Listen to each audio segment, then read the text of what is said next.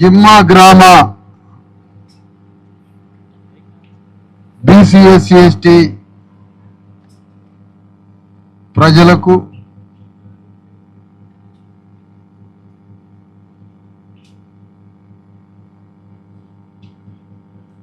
ఇక్కడ ఉన్న BC SC ST JAC నాయకులకు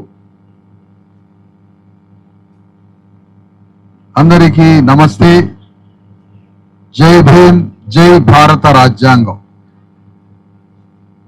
ఈరోజు తెలంగాణ గడ్డ మీద 1,00,000 కిలోమీటర్ల మా భూమి రథయాత్ర నిన్న ఏప్రిల్ 14 నుండి ఆదిలాబాద్ నుంచి ప్రారంభమైంది. ఈ యాత్ర 2వ రోజు చేరుకుంది. ఈరోజు గిమ్మా గ్రామానికి వచ్చింది. ఈ గిమ్మా గ్రామానికి వచ్చిన ఈ రథయాత్ర 1,00,000 కిలోమీటర్లు తెలంగాణ మొత్తం సాగుతూ ఉంటుంది. ఈ యాత్ర ఎందుకు? ఈ రథయాత్ర దేనికోసం, ఎవరి కోసం ఈ రథయాత్ర? ఈ రథయాత్ర తెలంగాణ గడ్డ మీద ఉన్న అణగారిన వర్గాలైన, పీడిత ప్రజలైన, బీసీ ఎస్సీ ఎస్టీ ప్రజలైన మనందరికీ రాజ్యం రావాలని, తెలంగాణ గడ్డని మనమే పరిపాలించాలని, మన సమస్యలు అన్నీ పరిష్కారం కావాలని, ఈ రెడ్డి రావుల రాజ్యం కూలిపోవాలని, మనం ఈ రాజ్యంలో అసెంబ్లీలో పార్లమెంటులో మన 90% వర్గాలు ప్రవేశించాలని, ఓట్లేసేది మొత్తం మనం, సీట్ల మీద కూర్చునేది రెడ్డి రావులు. ఇది ఎంతకాలం కొనసాగుతుంది? ఇది ఎన్నేళ్లు కొనసాగుతుంది? 1 రోజు 2 రోజుల, వందల వేల సంవత్సరాల నుంచి రాజ్యం వాళ్ళది. ఈ ఊరిని కట్టింది మనం. ఈ ఊరిని కట్టడానికి మన రక్తం, మాంసం, చెమట కరిగించి ఈ ఊరిని కట్టినాం గిమ్మా గ్రామాన్ని. ఈ గ్రామంలో 100 ఎకరాల భూమిలో పంటలు పండించింది మనం, నెత్తులు చిందించింది మనం, ఊరిని కట్టింది మనం. కానీ ఊరిని వెళ్తుంది మాత్రం రెడ్డి రావులు. ప్రజాస్వామ్యం వచ్చింది, రాజ్యాంగం వచ్చింది, స్వాతంత్రం వచ్చింది, కానీ రెడ్డి రావుల రాజ్యం మాత్రం పోలేదు. మరి ఒక మేదరాయన, ఒక మేరాయన, ఒక కుమ్మరాయన, ఒక సాగలాయన, ఒక మంగళాయన, ఒక వందరాయన, ఒక కాపాయన, ఒక యాదవ ఆయన, ఒక గౌండ్లాన, ఒక గొల్లన్న, ఒక ముదిరాజన్న ముఖ్యమంత్రి పీఠం మీద మనకి అవకాశం లేదా? రాజ్యాన్ని మనం ఏలకూడదా? నా ఓటేమో నీకు కావాలి, సీటు మాత్రం ఇవ్వవా అంటే ఈ రాజ్యాన్ని పరిపాలించడానికి మేము పనికిరాం కానీ నీకు ఓట్లు వేయడానికి పనికొస్తామా? ఇంతమంది రాజ్యాన్ని ఏలిండ్రు, ముఖ్యమంత్రులైనరు, కానీ ఈ ఊళ్ళో మంచినీళ్ళకి గతి లేదు కదా, నీళ్లు తాగడానికి గతి లేదు, భూమిలో సాగు చేసుకోవడానికి సాగునీరు లేదు, తాగడానికి నీళ్లు లేవు. 100 మంది ఈ ఊర్లో యువకులు ఉన్నారు, ఒక్కరికి పని లేదు, గౌరవప్రదమైన పని లేదు. పక్కన నేపాల్ పర్వతాలు దాటి చైనా పోతే మనలాంటి పోరగాళ్ళంతా కూర్చొని టీవీలు తయారు చేస్తారు, వాచీలు తయారు చేస్తారు. కానీ మనం మాత్రం పని లేక, తల్లిదండ్రులను బతికించలేక, తల్లిదండ్రులు మనల్ని బతికేయలేక ఈ నరకం అనుభవిస్తున్నాం. ఇలాంటి గ్రామాలలో మనం ఎప్పుడు మనకి సుఖం, ఆనందం, సంతోషం అని అడుగుతున్నాం. అన్ని సమస్యలే, అంతా దుఃఖమే, అన్ని బాధలే. పైగా మనకి ఈ రాజ్యం ఏం చేయకపోగా, ఈ రాజ్యం మనకి ఏం చేయకపోగా ఒక్కొక్క వస్తువు 10 రూపాయల వస్తువు 15 రూపాయలు ఎందుకు అవుతుందంటే 5 రూపాయలు గవర్నమెంట్ ట్యాక్స్ కట్టాలి. మన నెత్తి మీద ట్యాక్స్ తీసుకుపోతాడు. మనకు సారా రాపిస్తుంది గవర్నమెంట్, సారాల సగం డబ్బులు గవర్నమెంట్ తీసుకుంటుంది. ప్రతి వస్తువు కొనుక్కుంటే అందులో పైసలు పోతాయి. మన నెత్తి మీద పైసలు తీసుకుపోయి ప్రాజెక్టులు కట్టి ఆ ప్రాజెక్టులలో భూములు మనకు ఉండవు. ఆ నీళ్లు ఎవరికి పారాలి? మన నెత్తి మీద అప్పులు చేస్తారు, కానీ ఆ అప్పులు ఎవరు తీరవాలా? ఈ తెలంగాణ గడ్డ మీద మన బీసీ ఎస్సీ ఎస్టీలు 100కి 90 మంది ఉన్నారు.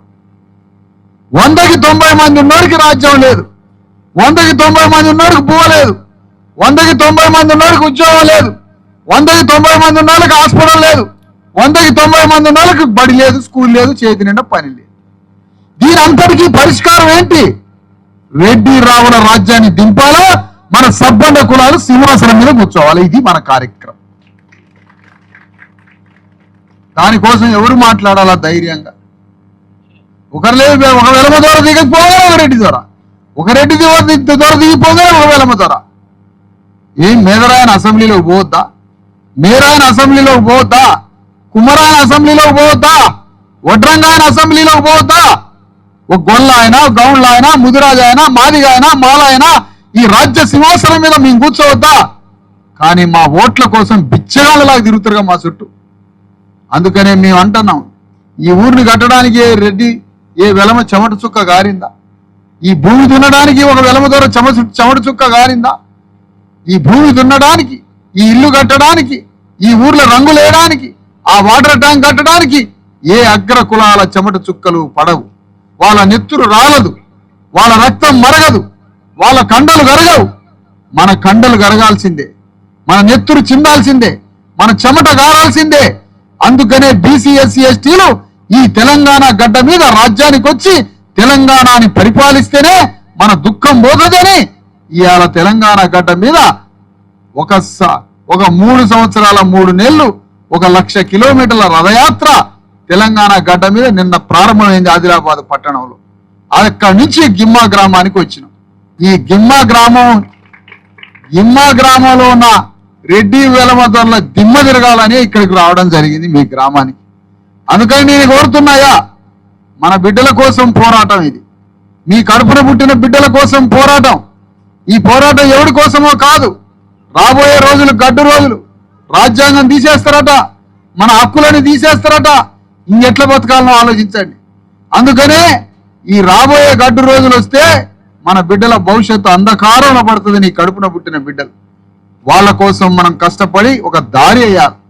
ఆ దారి వేయడం కోసమే పూలే అంబేద్కర్ దారిలో నడవడానికి ఇగో ఈ గిమ్మా గ్రామానికి ఈ రథయాత్రని తీసుకొని వచ్చినాం మీ అందరి దగ్గరికి.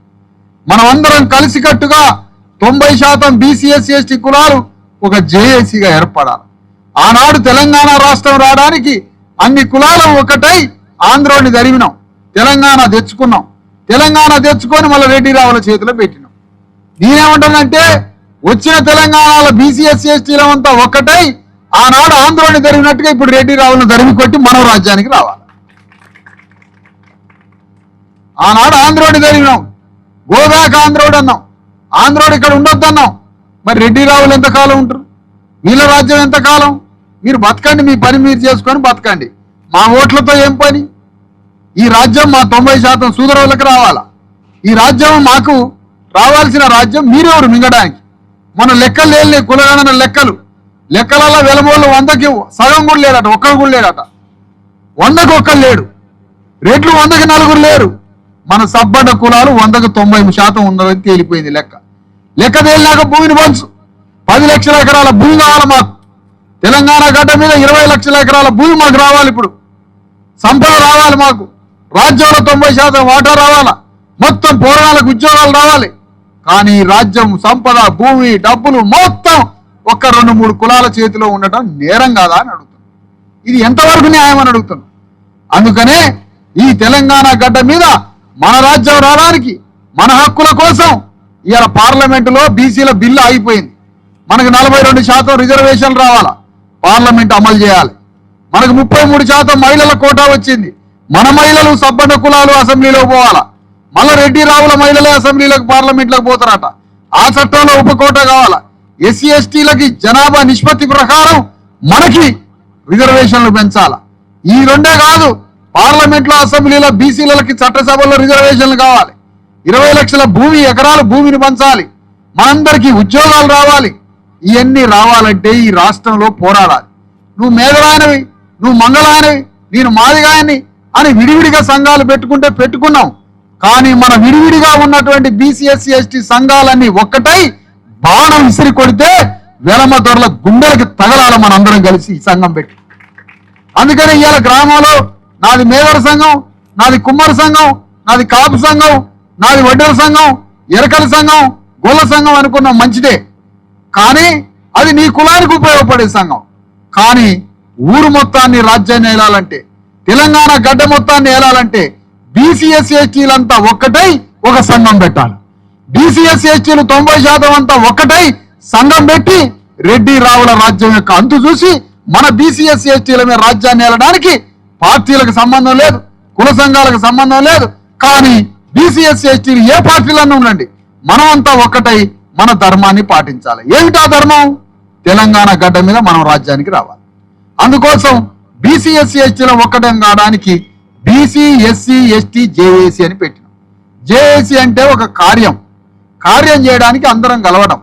అందుకని గ్రామంలో తెలంగాణ గడ్డ మీద బీసీఎస్సీ ఎస్టీ జేఏసీని స్థాపించడానికి మొన్న హైదరాబాదులో వేల మంది కార్యకర్తల మధ్య కులాలకి మతాలకి సంబంధం లేకుండా అగ్రకుల రాజ్యాన్ని దింపడానికి అణగారిన వర్గాలంతా ఒక్కటై ఒక బీసీఎస్సీ ఎస్టీ జేఏసీ అవసరం. ఆనాడు ఆంధ్రాన్ని ఎల్లగొట్టి తెలంగాణ రాష్ట్రాన్ని ఎట్ట సాధించినమో రాష్ట్రంలో రెడ్డి రావులను ఎల్లగొట్టి మన బీసీఎస్సీ ఎస్టీల రాజ్యం రావడానికి తెలంగాణ గడ్డ మీద బీసీఎస్సీ ఎస్టీ జేఏసీని ప్రారంభించినాం. అందులో కులానికి ఒక్కరు, కులానికి ఇద్దరు, అన్ని కులాలు గ్రామంలో ఒక్కటై బీసీఎస్సీ ఎస్టీ జేఏసీలో ఈ సంఘంలో చేరాలి. ఈ సంఘాన్ని స్థాపించడానికే గిమ్మా గ్రామం వచ్చినాం. బీసీఎస్సీ ఎస్టీ జేఏసీ ఇవాళ ఈ సంఘ నాయకులు శ్రీరామ్ మురళి మేర సంఘం నాయకులు. అవును, మేర సంఘం నాయకుడివే. నువ్వు ఊరికెప్పుడు నాయకుడు అని అడుగుతాను. ఆదిలాబాద్ జిల్లాకి నాయకుడు ఎప్పుడు? మేర సంఘం నాయకులు కాదు, శ్రీరామ్ మురళి గిమ్మా గ్రామం మొత్తానికి నాయకుడు కావాలని కోరుతాను. అంటే అప్పుడు ఏం చేయాలి? మేర సంఘం నాయకుడు అమ్ముల రమేష్ యాదవ సంఘం నాయకుడు.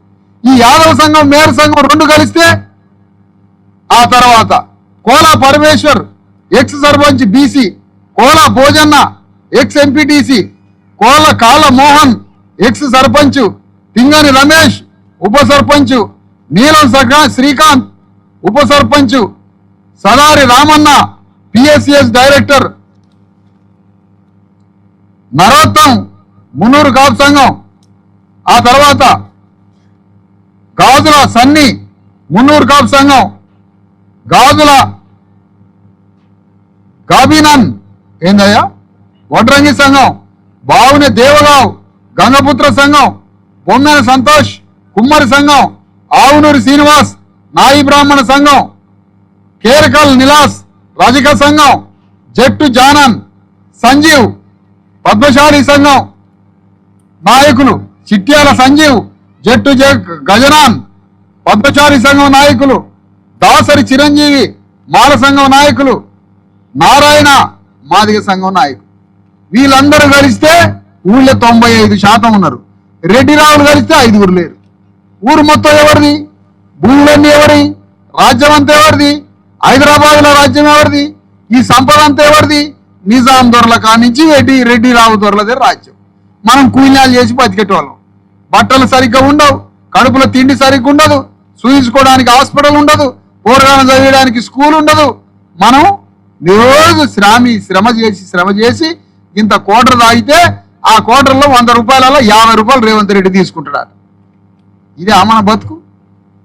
50 రూపాయలు కూలినాలు చేసేవాడి దగ్గర కోటర్ సీసా తాగితే 50 రూపాయలు రేవంత్ రెడ్డి తీసుకుంటాడు మందు పోసి. కేసీఆర్ 50 రూపాయలు తీసుకున్నాడు, రేవంత్ రెడ్డి 50 రూపాయలు తీసుకున్నాడు.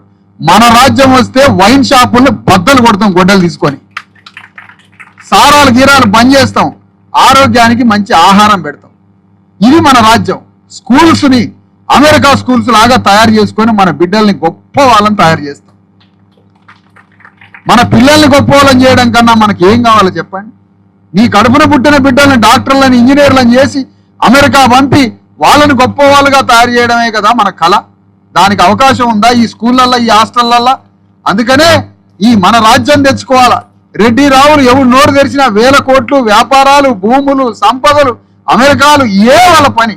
అందుకనే ఈ దేశంలో డాక్టర్ అంబేద్కర్, జ్యోతిరావు ఫూలే మహానుభావులంతా కలిసి ఈ అమాయకులైన కూలినాలు చేసే వాళ్ళ చేతిలో ఓటనే గండ్రగొడ్డలు పెట్టిండు. తల నరకండి, తెగ నరకండి ఈ రావుల రాజ్యాన్ని, రెడ్డి రావుల రాజ్యాన్ని అని మన చేతిలో గండ్రగొడ్డలు పెట్టిండు. ఓటనే గండ్రగొడ్డలు.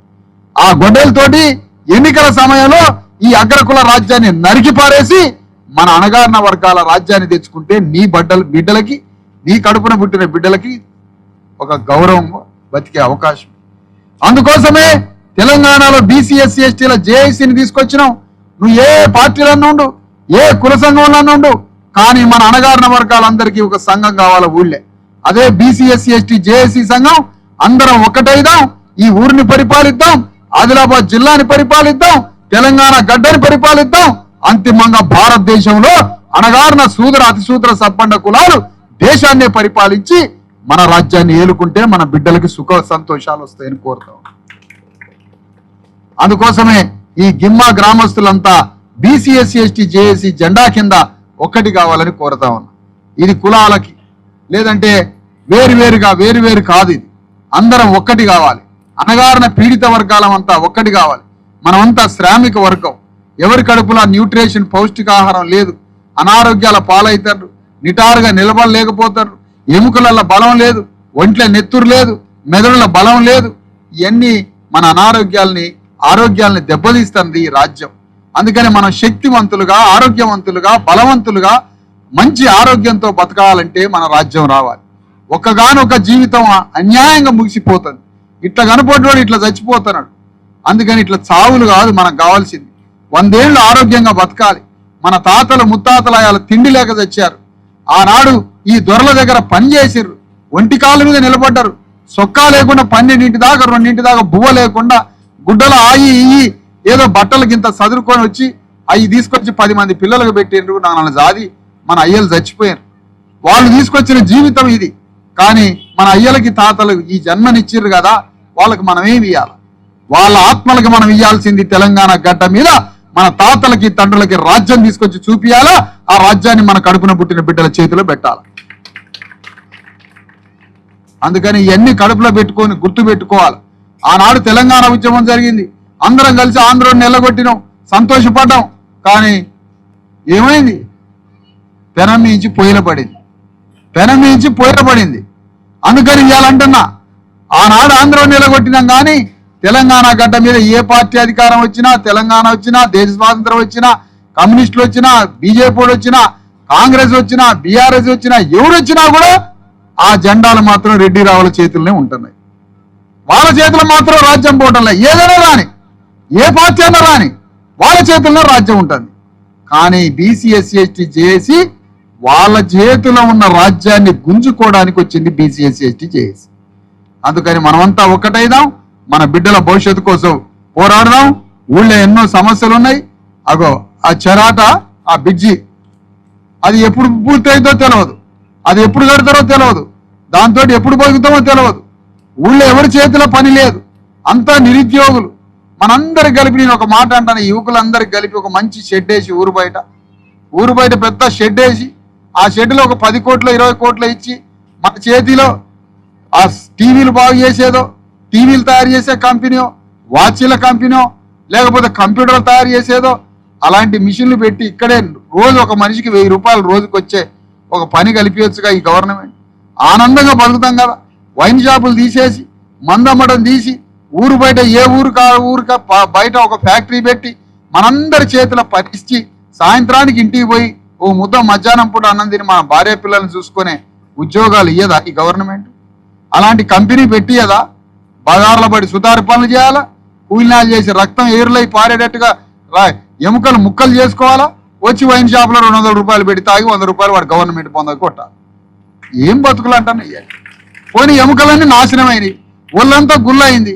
పోనీ దవాఖానకు పోతే ఆడ పరీక్షలు చేయించుకోవడానికి పరీక్షలు ఉన్నాయా, మందులు ఉన్నాయా, పౌష్టికాహారం ఉందా, డాక్టర్ ఉన్నాడా, లేడు. ఎందుకు? ప్రైవేట్ హాస్పిటల్కి పోవాలి. ప్రైవేట్ హాస్పిటల్ ఎందుకు? వాడు సందాలు ఇస్తారు, కాంగ్రెస్కి, టీఆర్ఎస్కి, బీఆర్ఎస్కి సందాలు వేయడానికి ప్రైవేట్ హాస్పిటల్ కావాలి. ప్రైవేట్ స్కూలు, అందులో ఫీజులు కట్టలేము. ఫీజులు కడితే మనం చావాలి, బిడ్డలు బతికేయాలంటే మనం చావాలి. ఏమిటిది? అందుకనే మనం సమాజం గురించి ఆలోచించాలయ్యా. పెద్దలారా ఆలోచించండి. ఎవరో ఒకడు కదలాల, ఎవడు మనసులో నుంచి బాధ రావాల, వాడు ఊరు కోసం కష్టపడాలి, దేశం కోసం కష్టపడాలి. అందుకని ఎన్ని ఆలోచించండి. మనం 2000 సంవత్సరాల నుంచి పేదలం, సూత్రులం, సబ్బండ కులానం. నెత్తురంతా చిందింది మంది ఊరికి, రక్తమంతా చిందింది, చెమటంతా చిందింది. ఊర్లను కట్టుకుంటూ పోయినాం. ఆ బ్రిడ్జి కట్టిండ్రు, అందులో ఎవరిదన్నా వెలమోడు రెడ్డి నెత్తురు చిందింది ఆ బ్రిడ్జికి? ఎవరన్నా కట్టినరా? మనం పోయి కట్టినాం దాన్ని, మనం పోయి కట్టినామంటున్నా దాన్ని. మనం కట్టే దాంట్లో మనం, కానీ ఈ సంపదలో మాత్రం మనం వాటా లేదు. అందుకోసమే ఈ రాజ్యం కోసం మనం అందరం పోరాడాలి. అందుకోసం తెలంగాణ గడ్డ మీద 1,00,000 కిలోమీటర్ల మా భూమి రథయాత్ర. ఈ భూమి మనది, నైతికంగా ఈ భూమి మనది. ఎందుకంటే ఈ భూమిని పంటలు పండించడానికి మన చెమట చుక్కలతో, మన రక్తం చుక్కలతో ఈ భూమిని దున్నినాం, ఈ భూమి మీద పంటలు పండించినాం, ఈ భూమి మీద ప్రతి కట్టుబడిలో మన రక్తం చిందింది. కాబట్టి తెలంగాణ భూమి మన భూమి కావాలి. దానికోసం తెలంగాణలో మా భూమి రథయాత్ర చేపట్టి అది జైత్రయాత్రగా మారి తెలంగాణని మనం పరిపాలించాలి. బీసీ ఎస్సీ ఎస్టీలో ప్రతి కులం అసెంబ్లీలోకి పోవాలి, ప్రతి కులం అసెంబ్లీలోకి పోవాలి. మేరు కులం ఉంది, బట్టలు కుట్టే మేరు కులం, ఆయన అసెంబ్లీలోకి పోవద్దా? వాళ్ళ మేరు కులం గురించి అసెంబ్లీలో అధ్యక్ష మా మేరు కులం సంగతి ఏందని మాట్లాడుకోవద్దా? ఒక గొల్లాయన అసెంబ్లీలోకి పోవద్దా? ఒక గౌన్లాయన అసెంబ్లీలోకి పోవద్దా? కుమ్మరాయన పోవద్దా? అంత రెడ్డి రావులే పోవాలన్నా అసెంబ్లీలకి? అయ్యాల గడిలో రానియవైతే ఇవాళ అసెంబ్లీలకు రానియవైతే ఇంక ఆడబతకాల మేము మరి. అందుకని ఎన్ని కడుపులో పెట్టుకొని అర్థం చేసుకొని ఈ రాజ్యం కోసం పోరాడి మన హక్కుల కోసం, మనకు రావాల్సిన హక్కుల కోసం ఈ రాజ్యం మీద పోరాడాలని మీ అందరినీ కోరుతూ అందరి దగ్గర నుంచి సెలవు తీసుకుంటాం. విజయవంతం చేద్దాం మా భూమి రథయాత్రను, విజయవంతం చేద్దాం తెలంగాణలో 1,00,000 కిలోమీటర్ల మా భూమి రథయాత్రను. ఇంతటితో ఈ సమావేశం కొన్ని సమస్యల మీద మన గ్రామస్తులు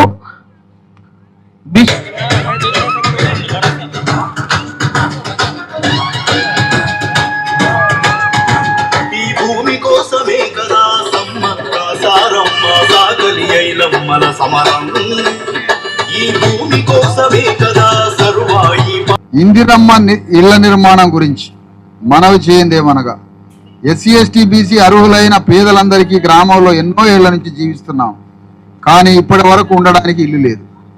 ఊర్లు కట్టినోడికి ఇల్లు లేదు. ఈ ఊరంతా ఎవరు కట్టిండ్రు?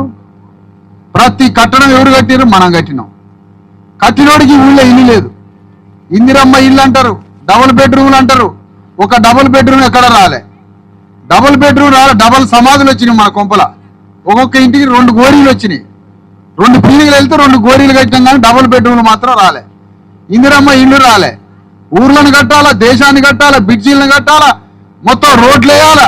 రోడ్లు వేసేది మనం, బ్రిడ్జీలు కట్టేది మనం, ఊర్లు కట్టేది మనం, దేశాన్ని కట్టేది మనం, కింద దిగి బొగ్గుబాయ దిగి బొగ్గు తీసేది మనం, బొంబాయి పోయేది మనం, దుబాయ్ పోయి ప్రాణాలు అర్పించుకొని శవాలు ఇంటికి రావాలా. మనకి ఇల్లు కట్టేయడానికి ఏ రాజ్యం రాదట.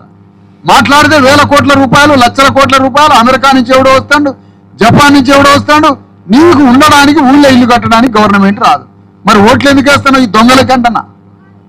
ఈ దొంగల రాజ్యానికి ఓట్లు ఎందుకు వేస్తాను? మరి ఇల్లు కట్టేని ఎవడు? సిగ్గు శరం ఉంటే ఏ రాజ్యమైనా, ఏ గవర్నమెంట్ అయినా, ఈ పరిపాలించే ప్రభుత్వాలకి చీము నెత్తురు సిగ్గు శరం ఉంటే ఈ సంవత్సరం ఇల్లు కట్టండి ఈ ఊర్లో ఉన్న వాళ్ళందరికీ. ఇక్కడి నుంచి నేను కలెక్టర్ని కోరుతున్నా, ఆదిలాబాద్ జిల్లా కలెక్టర్ని కోరుతున్నా, అయ్యా మీరు వెంటనే ఈ జిల్లాకు వచ్చి, ఈ గిమ్మా గ్రామానికి వచ్చి, కలెక్టర్ గారు ఇక్కడ ఇల్లు లేని వాళ్ళకి, ఎవరెవరైతే అర్హులై ఇల్లు లేని వాళ్ళు ఉన్నారో, పేదరికంలో తలదాచుకోవడానికి, పండుకోవడానికి ఎండలు వస్తున్నారు, చలికి వణుకుతున్నారు, వర్షంలో దడుస్తున్నారు, తిని ఒక ముద్ద తిని ఉండడానికి నివాసం లేని వాళ్ళని వెంటనే ఐడెంటిఫై చేసి వీళ్ళకి ఇల్లును మంజూరు చేయాలని కలెక్టర్ గారిని వేదిక మీద నుంచి కోరుతా ఉన్నాను. ఈ సందర్భంగా ఎందుకు రావు కలెక్టర్? ఇక్కడికి రావాల్సిందే. అవసరమైతే మెయిన్ రోడ్డుకు పోయి రేపు నడి రోడ్డు మీద కూర్చొని ధర్నా చేద్దాం. ఊరు మొత్తం ఎందుకు ఇల్లు రావో ధర్నా చేద్దాం. ఆ రోడ్డు మీద కూర్చొని మొత్తం ట్రాఫిక్ ని ఆపుదాం. గిమ్మా గ్రామానికి ఎందుకు ఇల్లు శాంక్షన్ చేయదో ప్రభుత్వం వెంటనే తేల్చాలి. అర్హులు గారా? ఇల్లు శాంక్షన్ కావడానికి మాకు అర్హత లేదా? అందుకనే గిమ్మా గ్రామంలో అర్జెంటుగా ఈ కాలనీలలో ఉన్న బీసీ ఎస్సీ ఎస్టీలు తలదాచుకోవడానికి ఇల్లు లేదు. ఇది చాలా దయనీయమైన సంఘటన. అందుకని మనందరికీ ప్రభుత్వం ఇల్లు కట్టాలని, దానికి కలెక్టర్ వచ్చి, ఎంఆర్ఓ కలెక్టర్ వచ్చి వెంటనే సర్వే స్టార్ట్ చేసి ఈ అర్హులైన వాళ్ళందరికీ ఇల్లు శాంక్షన్ చేయించడానికి వెంటనే కలెక్టర్ ఇక్కడికి రావాలని ఈ వేదిక మించి కలెక్టర్ కోరుతున్నా. ఈ విషయాన్ని వెంటనే మరి మీడియా వాళ్ళకి తెలియజేయమని ఇక్కడ మీడియా ఇన్ఛార్జీలకు కూడా నేను తెలియజేస్తున్నాను. ఆదిలాబాద్ కలెక్టర్ గారికి ఈ గిమ్మా గ్రామం నుంచి బీసీ ఎస్సీ ఎస్టీ జేఏసీ ప్రతినిధిగా కలెక్టర్ గారికి విజ్ఞాపన చేస్తున్నా. మీ జిల్లాలో ఉన్న అర్హులైన పేదలైన ఇల్లు లేని వారిని ఇల్లు లేకుండా ఉంచడం కలెక్టర్ గారికి తప్పు. అది కలెక్టర్ వెంటనే ఎవరికి ఇల్లు లేకపోయినా, ఎవరికి తిండి లేకపోయినా, ఎవరికి పునరావాసం కష్టాల్లో ఉన్నప్పుడు పునరావాసం నియమించకపోయినా, వాళ్ళకి పని లేకపోయినా, వాళ్ళు ఆపదలలో ఉన్నా, వాళ్ళు కడుపు మార్చుకున్నా వెంటనే కలెక్టర్ వచ్చి వాళ్ళకి రిహాబిలిటేషన్ ఇవ్వాలి, వాళ్ళకి ఇల్లు కట్టియాలి, వాళ్ళకి పని చూపించాలి, వాళ్ళకి అన్నం పెట్టాలి, తాత్కాలికంగానైనా వాళ్ళకి షెల్టర్స్ ఇవ్వాలి. ఇది కలెక్టర్ ధర్మం. అందుకని కలెక్టర్ గిమ్మా గ్రామానికి వచ్చి ఈ ఇల్లు శాంక్షన్ చేయించే పనిలో ఉండాలని కోరుతున్నా. దానికి ప్రభుత్వ అధికారినే బాధ్యుని చేస్తున్నాం. అందుకనే ఈ బీఆర్ఎస్ఓ లేకపోతే టీఆర్ఎస్ఓ లేకపోతే కాంగ్రెసో లేదంటే ఇంకే పార్టీ బీజేపీయో ఈ పార్టీలు వెంటనే ఇక్కడ ఎవరైతే అర్హులైన ఇల్లు కావాల్సిన వాళ్ళు ఉన్నారో వాళ్ళ కోసం పోరాడడానికి అన్ని పార్టీలు కూడా కృషి చేయాలని ఈ సందర్భంగా మేము కోరుతా ఉన్నాం. ఆ తర్వాత రైతు రుణమాఫీ. ఇక రైతు రుణమాఫీ అంటే ఎవరికైందా చేతులు ఎత్తండి రైతు రుణమాఫీ. ఇక అది సంగతి. ఇది రైతు రుణమాఫీ కాదు, పాడు కాదు. ఇది మనకి రుణపడి ఉన్నది ఈ రాజ్యం, మనకి రుణపడి ఉంది రాజ్యం. ఈ గవర్నమెంట్ రుణపడి ఉంది మనకి. ఒక్కొక్క కుటుంబానికి 10 కోట్ల రూపాయలు రుణపడి ఉన్నది ఈ రాజ్యం. 10 కోట్లు ఒక ఇంటికి.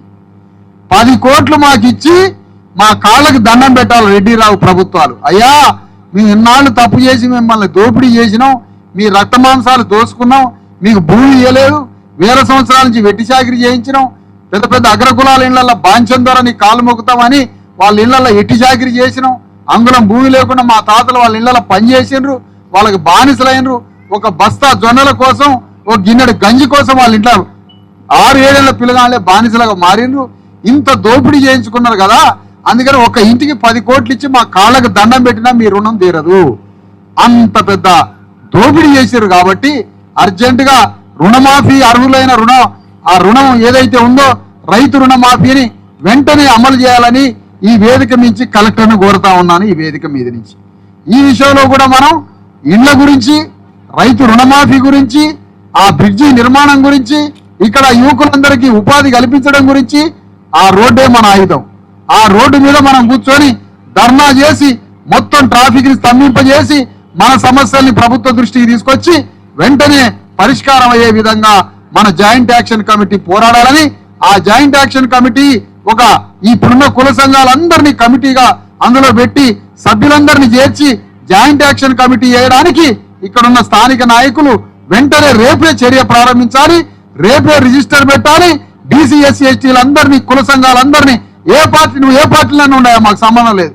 నీ కాంగ్రెసే దేవుడిలా కనిపిస్తే ఇందిరమ్మే నా దేవత అనుకుంటే అనుకో, ఎన్టీఆర్ నా దేవుడు అనుకుంటే నువ్వు దేవుడు అనుకో, రాజశేఖర రెడ్డి రేవంత్ రెడ్డి అమ్మ మా ఇద్దరు దేవుళ్ళు అనుకుంటే అనుకో, కేసీఆర్ నా దేవుడు అనుకుంటే అనుకో, బీజేపీ నా దేవుడు అనుకుంటే అనుకో.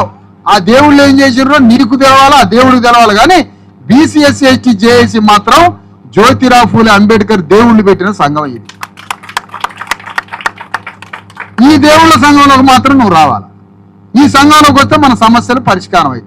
మీ దేవుళ్ళ గురించి మీ రాజశేఖర రెడ్డితో మాట్లాడుకోవడానికి వైఎస్ రాజశేఖర రెడ్డి ఉండగా ఆయనతో మాట్లాడుకొని చచ్చినాక ఆయన కలిసినాక మాట్లాడదాం పైకి పోయి.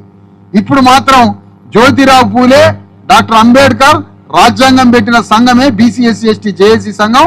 ఇందులో ప్రతి కులం రావాలా. ఇందులో కులంలో కుల సభ్యులంతా ఎట్లున్నారో సబ్బండ కులాలు మాత్రం బీసీ ఎస్సీ ఎస్టీ జేఏసీ సంఘంలో చేరాలా. రెడ్డి రావుల రాజ్యాన్ని దింపాలా, మన అణగారిన వర్గాల రాజ్యం జెండా అసెంబ్లీ మీద ఎగరాలా. ఇది మనం చేయాల్సిన.